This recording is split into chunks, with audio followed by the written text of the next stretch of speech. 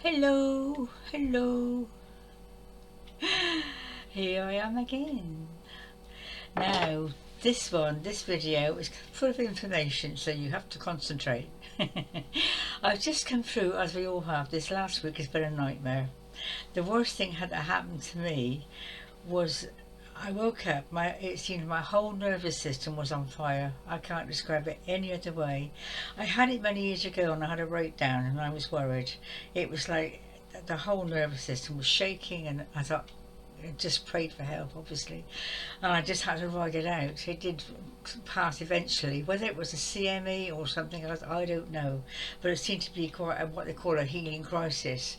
So anyway, I've emerged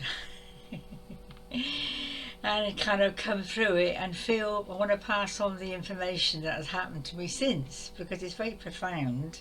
I've found it profound, but it's interesting as well. So I woke up this morning, actually. I can't describe the pain. I've got lots of things. I won't go into all of that. No, pain's on many levels, isn't it? Physical, mental, spiritually. Pain covers many things. It's hard to know where it comes from sometimes, but we do know that pain generally is withheld emotion. It's emotion that hasn't been expressed. I think one of the healers says that as well. People do say that it's withheld emotion. It's a matter of getting the emotion out, and the pain heals itself eventually. And I think that's true. I have found that when I've been in a great deal of pain, there's usually something going on and I have to cry it out. But it's not always that easy, because some of the stuff's pretty deep and we don't even know. It could be previous lifetime, childhood, whatever. But the pain is very real, isn't it? And you can take tablets, but they don't solve it. They may deaden it a little bit, but I haven't found tablets any ever help my pain. I had tried acupuncture, that didn't help either. There's lots of things you can try. It's finding the right one for you, isn't it? So anyway, this pain this morning was unbelievable. I mean, I would go to bed fairly pain-free and wake up with it. I know I'm not sleeping well, so I'm in and out of bed all night. That doesn't help. We don't get the rest. But this morning everything was aching, bones, everything. So I thought I'll call on Michael, because he's very well on the internet. That's why I lock it. I can call on him, but I like to see an image, so I've asked him. He says he can heal all sorts of pain, so I thought I'd ask him. But I had to go and lie down. I couldn't sit here because I was in such pain, so I said I go into my bed and hope you can follow me. Well, that does sound good, if you know what I mean. So anyway, I woke up, came to after about half an hour. Said, "What has happened? Why am I in more pain than ever?" I thought, "Oh, Michael, what have you been doing? Why have you caused me all this pain?" It was just silly, really, but that's how I felt. So I came in here. I thought, what else can I do? So I know I'll do Arnica. Have you heard of Arnica? It's a homeopathic remedy it's for broken bones usually, and dental pain. It's a very good remedy for physical pain in the body, and it's quite good for arthritis. So I logged into the Arnica, and this Arcturian sounds. He's very good. Sound for everything, and I do believe sound is the basic. It's a good healer. It will be that in the future. I feel sound, it's frequencies and so forth. So I logged into the Arnica, and within 2 minutes I was sobbing and sobbing. I thought, where did that come from?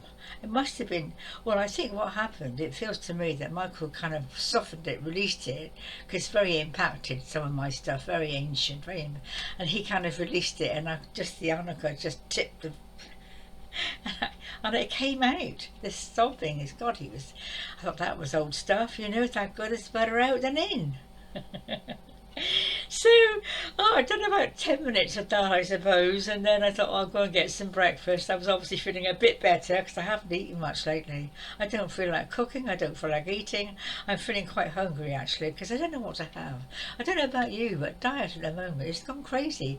I can't eat white potatoes, can't eat bread, I can't, I'm not supposed to, and I do, and then of course I pay the price. And I had some sugar yesterday I shouldn't have had, a piece of chocolate, oh God bless. So you have to watch your diet, but I can't be perfect. Living on my own, I can't always get to the shops anyway. I do the best I can, but I don't have enough vegetables, I know that.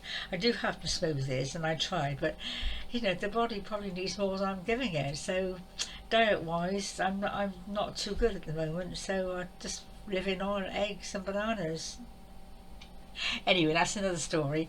So I went to get some breakfast, and I had some breakfast, and I thought, as I went through my bedroom, I thought, oh, I've got 2 or 3 jumpers. I thought, oh, let's put them all. I kind of wait till I got a few things to put in the washing machine. So I'll put them all in the washing machine. Just get rid. It's a nice day. Let's wash them all, one go. And as I did that, a saying came to me. It's from the Summit Lighthouse. I'll write it down for you. You might not understand it. I don't fully, but it's very interesting. It suddenly came to me. I am changing all my garments, old ones for the bright new day. With the sun of understanding, I am shining all the way. It just seems so appropriate. I was gathering up all these jumpers, and I suddenly got this realisation. Oh, I haven't told you what the realisation. The realisation was, well, it's difficult to put into words, isn't it? Realisation, because they're personal. But I suddenly. I think it was something that I'd been reading, or these little bits, that you store them, and then suddenly they all kind of come together like a jigsaw puzzle. That piece, this piece, that piece. And it suddenly came to me that all the upsets that I feel, particularly with my daughter, because Mother's Day is coming up. Whether I should have a Mother's Day or not, I don't know. It didn't last year, I don't think. Anyway, why do I get so upset? What part of me? Oh, that's right, I was watching on the internet. I think it was the higher self was saying that you're not the you think you are. This sort of stuff. You've heard it all before. Anyway, this was a feeling I had. I thought, well, what is getting upset? What part of me is the emotional? I know I'm very emotional. What part of it?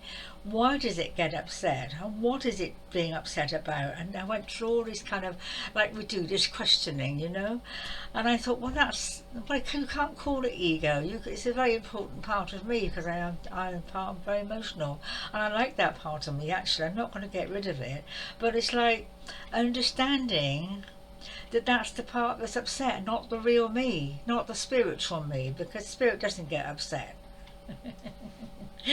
I think the soul does, but I'm not sure spirit. So it's the real me, the real me that we're all striving for, the real self, the self that's beyond all that emotional, mental, physical, whatever, to be the real self, the pure light.